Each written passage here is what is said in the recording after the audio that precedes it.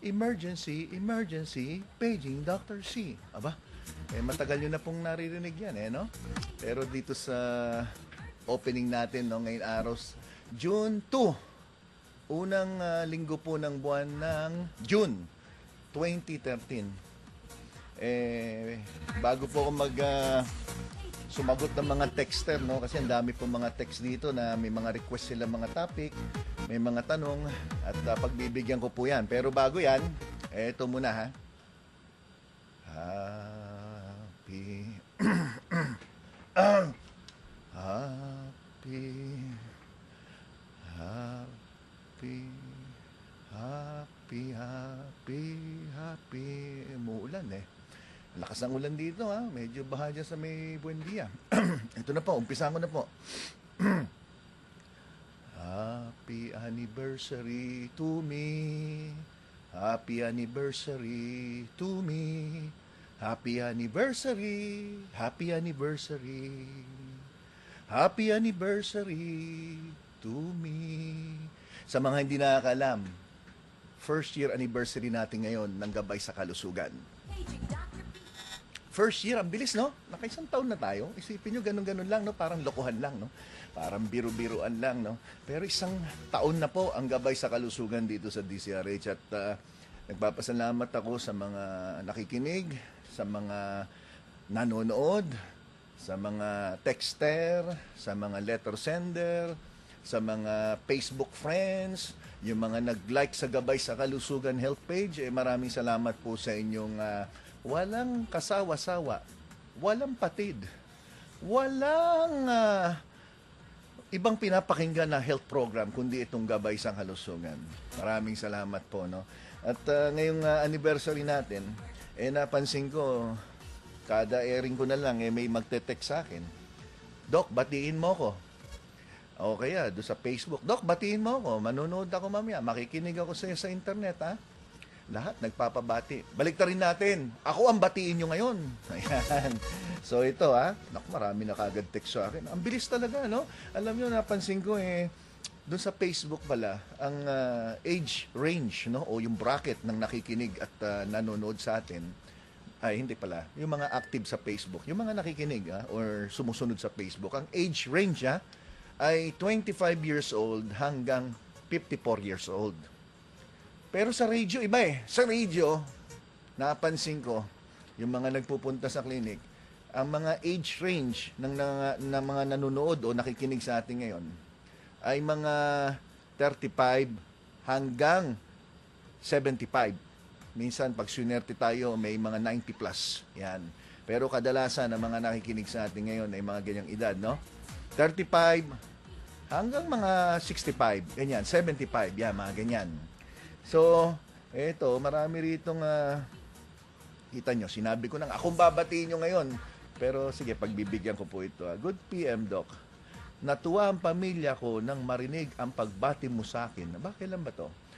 Wala pa akong binabati ngayon na araw, Nakinig kami sa iyo sa programa mo. Alam mo, Doc, gumaling ang sakit ko sa pagsunod sa mga payo mo. Maraming salamat, Doc. Ako po si Marina Gabuya, taga Isabela. Dito kami nakatira sa Bagong Silang, Caloocan City. Ayan. Uy, maraming salamat naman at gumaling kayo. Well, yan naman ang layunin natin, no? Magpasaya, magbigay ng konting kaalaman, at the same time, sana maski paano, meron din napupulot na aral yung mga bata-bata. Kagaya niyan, alam nyo po, itong darating na February 16 ay Father's Day. At ako'y nag-post sa Facebook tungkol sa pagbigay ng galang o respeto o tribute sa isang ama. At nagulat ako, may mga message na natanggap ako na, Doc, ako, walang kwenta yung ama ko. Kaya hindi, wala sa loob ko na batiin siya ng Happy Father's Day. So ang sagot ko, maski na ano pong sama sa palagay nyo ng inyong magulang, hindi lang yung ama, kundi yung ina, still, kayo po'y anak. At kung wala sila, wala po kayo. Hindi ba? That's number 1. Number 2, kung meron man nagawang mali ang magulang nyo, kung kayo'y nakakaunawa, dapat kayo na lang ang umintindi. At hindi naman nangangahulugan pag hindi nyo gusto o masama ang loob nyo sa magulang nyo, kayo naman po ay medyo gumaganti sa pamamagitan ng hindi pagbigay ng importansya o kaya pwede rin na dinededman nyo ang magulang nyo. Hindi naman tama yon. So para sa akin, ang pinaka-importante ay ang pag-intindi, pag-unawa, pagmamahal, pag-aruga na lang ninyo sa inyong magulang. So, para sa akin, yung mga ganyan na hindi marunong tumanaw ng konting utang na loob sa magulang, mali naman po yun. So, yan ay aking pananaw. Maaring mali po ko, maaring matindi ang ginawa sa inyo ng magulang nyo, but still, hindi nyo pwedeng baliwalain sila. Okay? So maraming nakikinig dyan na baka may mga tampo-tampo, dapat ayusin nyo na po yan. Dahil kung gusto nyo maging masaya, dapat alisin nyo po yung galit at dapat marunong kayong magpatawad. Okay? Para naman akong pari ngayon, no? Hindi pa. Kasi gusto ko nga itong programa to maiba sa ibang programa eh. Kasi sa ngayon po, no, masasabi natin 10-5 ang mga health program sa radyo. Halos araw-araw naman po may mga health program na sa radyo, maski anong istasyon. Maski na yung top 5 hanggang last 5, meron mga health program. Pero anong pagkaiba po ng Gabay sa Kalusugan, hindi naman sa pagyayabang, ako'y naniniwala na ang pagkaiba ng Gabay sa Kalusugan, hindi man kayo mapagaling, hindi na kayo papalalain kung maaari. Una-una, magbibigay tayo ng konting kasiyahan.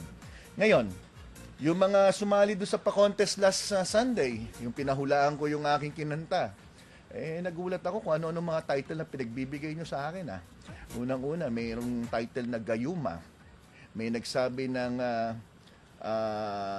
ano ba yun? Hindi makatulog.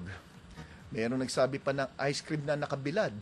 Ayan ko ba, ano mga title, no? Pero ang title po nung aking hinandog nung nakarang linggo ay First Love.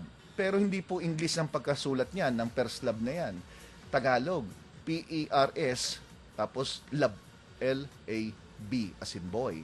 At ang nanalo, baka kala nyo po ako'y nakikipag-ekan lang ang nanalo po, ito po, announce ko po yung nanalo Pinadalan ko po, di ba? Pinangako ko po, papadalan ko ng 100-day supply ng multivitamins for senior health. Yan po yung Geriamin. At pinadala na po.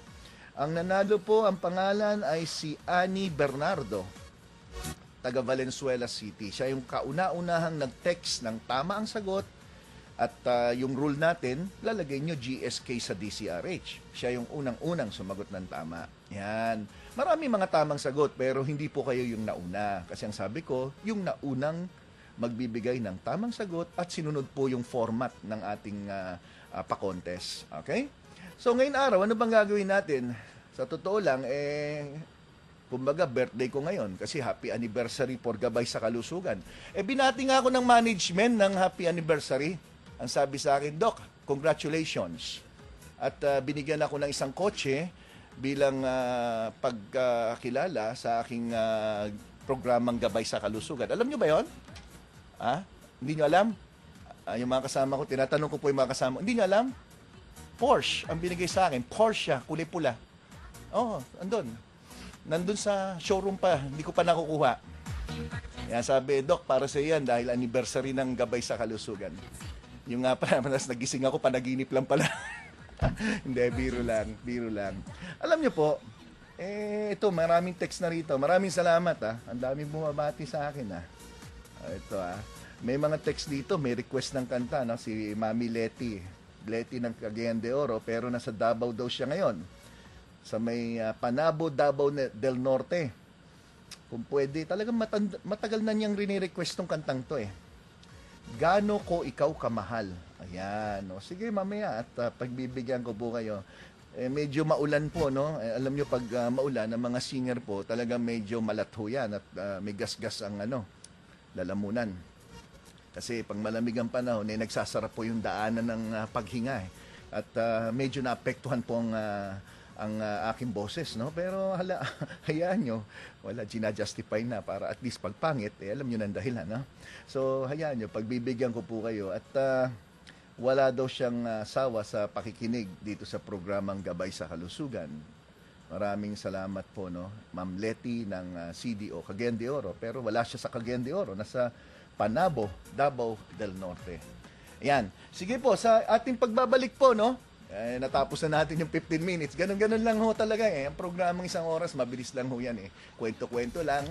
Tapos after that, 6 o'clock, pwede na umuwi, magpahinga, matulog. Ganun lang ho gagawin natin. So sa aking pagbabalik, dito sa ating 1-year anniversary ng Gabay sa Kalusugan, dito sa DZRH, pagbibigyan ko po yung mga text questions ng mga listener natin tungkol sa mga sakit, no? Sagutin natin yan. Dito lang po sa Gabay sa Kalusugan. Ang text number po na pwede nyong i-text ang inyong mga katanungan ay 0919-6464-774. Huwag kayong alis, babalik po ako dito sa Gabay sa Kalusugan.